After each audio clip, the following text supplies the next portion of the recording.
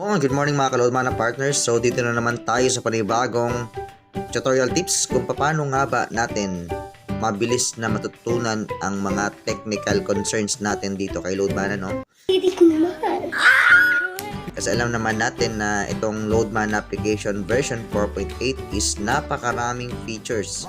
So hindi ko man alam kung isa kang basic user or isa kang retailer, dealer, or stockies. Ayan, so nakadepende sa account status mo kung ano yung mga features na pwede mo makita. Halimbawa, pag sinabi nating basic user ka lang, no?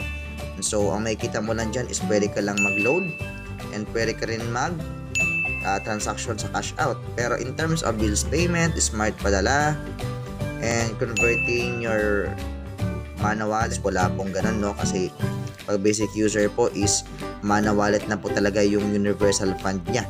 Okay? Na pwede pang gamit pang load or pwede pang transaction sa InstaPay services. Ayan. So ngayon, kung isa-isahin mo naman yan, sabihin natin, ano kaya itong affiliate link na to? Diba? Ano kaya itong member dashboard na to? Diba? Kasi may mga ganong klase mga features dito kay Loadmana. Ngayon, kung manuhin mo namang tanungin yung sponsor mo, abutin ka talaga ng ilang araw before matapos yan, diba?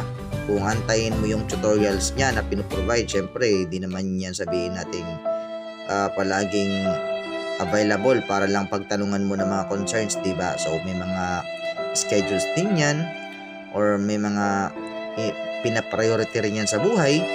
So, ngayon, kung sakali man na hindi available yung sponsor mo, so meron tayong backup dyan.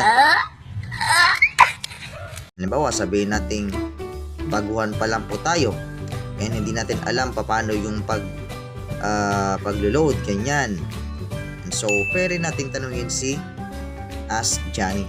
Ayan. So, ito is napaka bagong feature po ni Loadmana, no? Si Loadmana Johnny, na kung saan in terms of technical concerns, pwede po natin siyang tanungin. So, example, sabi natin how to load. Ayan. So, ngayon, automatically, pag once na nagtanong ka, how to load using Loadmana, follow these steps. So, meron na siyang pinoprovide ng mga steps na kumbaga susundin mo na lang from step 1 up to step 10. So, huwag ka mag-alala ha, kasi di porket na English yung reply niya is kailangan mag-English ka rin. What? Bro, what are you talking about, man? Ano naman halimbawa kung tayo yung tipo ng member ni Loadmana na hindi masyado nakakaintindi ng English. So, pwede tayong magtanong dito ng Tagalog naman, no? Paano mag-load ng signal? Make sure po ha, na pag once mag-type tayo ng mga concerns natin, kompleto yung spelling, okay? Para mas maintindihan kasi syempre, itong si Johnny po is AI po or Artificial Intelligence. So, naintindihan niya lang po yung ating mga concerns kapag kompleto po yung words na tinatype po natin. Ayan. Pag sinend po natin yan, automatically, ibibigay po ni Johnny yung information kung paano nga ba mag-load ng signal. Ano yung step? Para mag-load ng signal gamit ang Loadmana, sundin ang mga sumusunod na hakbang. Buksan ang Loadmana application, mag-login, sa home screen ng app, hanapin at pinutin ang load na button, piliin ang signal, pumili ng isang denomination o promo, ayan, dapat 6 to 8 digits yung number ng subscribers, account number, para matransact natin yung pag-load sa signal. So, ngayon, pag once na okay na, pinutin ang send button para may isagawa ang transaction. Ayan. So, matagumpay na raw yung transaction kapag nasunod yung step. So, ganun lang kasimple. Halimbawa, sabihin natin paano mag-load sa GSAT. Ayan. So, Tagalog ha. Pero kahit Tagalog yan, meron pong pansagot si Johnny na Tagalog din po. Sana all. Ayan. So, nakadepende po sa question po natin, no? Kung Tagalog man yan or English. So, kung ano yung available na pwede niyang isagot sa atin, so, yun po yung i-reply po niya. Ayan. So, ngayon, step by step po yan, no? X lang po natin, no? Bawa ito. Paano naman itong affiliate? Okay? Paano daw yung affiliate? Kasi syempre, hindi nga available si sponsor mo. Possible busy, no? So, itanong natin kay Johnny. Ano po ang affiliate?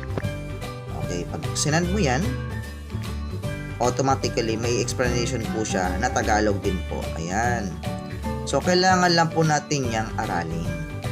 Okay, so ganun na po kasimple yung paggamit ng Johnny, no?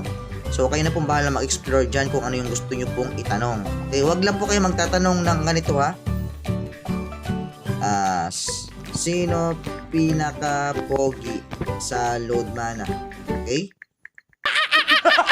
Kasi pag once na yung tanong natin is hindi related, automatically ito yung sagot ni Johnny.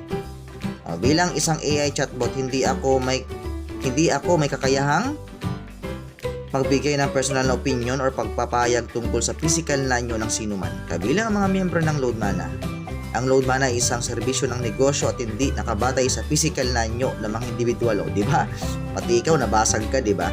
Masama ang tabas ng dila mo, ah. Bakit ba? So kung mayroon po kayong ibang mga katanungan or kailangan ng tulong tungkol sa Load Mana, ako ay nandito upang tumulong. So ngayon, ganun po katalino po yung AI natin na kahit 24/7, kahit 3:11 AM na madaling araw, pero functioning pa rin po siya kasi 24/7 naman po yung servisyo po ni Johnny. Ayan, kasi yung customer service natin, kung may mga concerns naman tayo in terms of concern naman natin sa status. Okay, bawa, sabihin natin yung question mo is, may problem po ba ngayon ang loading ni Load Mana? Ayan, ang sagot po ni Johnny po dyan, apologies, I don't have the answer of the moment for immediate assistance. Okay, so ibig sabihin, pag once na status naman ni Load Mana po, wala po siyang kakayahan na sumagot. Ang mabibigay lang po na sagot po ni Johnny is more on technical explanation lang kung paano gamitin ang feature na yon. Bawa sabihin natin paano mag-convert ng Mana wallet, paano mag-convert ng LM wallet, di ba? Paano yung Mana to Mana transfer gumagana. So ganoon lang po yung pwede pong itulong po ni Johnny. Ayan.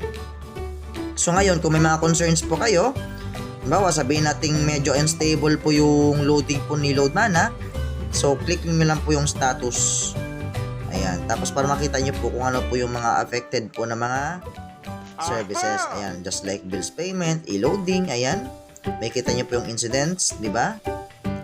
Hindi po makapag-traditional load wallet sa smart, di ba? Ganyan. Bills payment is unstable din po, mga ganyan. Yun, so dyan na po muna po nagtatapos ang ating tutorial for today.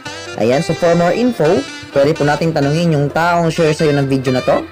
Or pwede po tayong pumunta sa Load Mana version 4.8 application. Ayan, tapos kindly click lang po yung upper left side, yung tatlong dash, and just click official links. Ayan, so yan po yung mga official links po natin, no? Ayan. Para kung may mga concern po tayo, at least alam po natin kung sino po yung mga authorized personnel na dapat po natin i-contact kung sakaling hindi po available yung sponsor po natin or mentor natin. Ayan. So once again, I'm Coach Kenshin po. Hopefully na nakatulong po sa inyo yung tutorial na to. Have a great day and God bless everyone, mga ka-partners.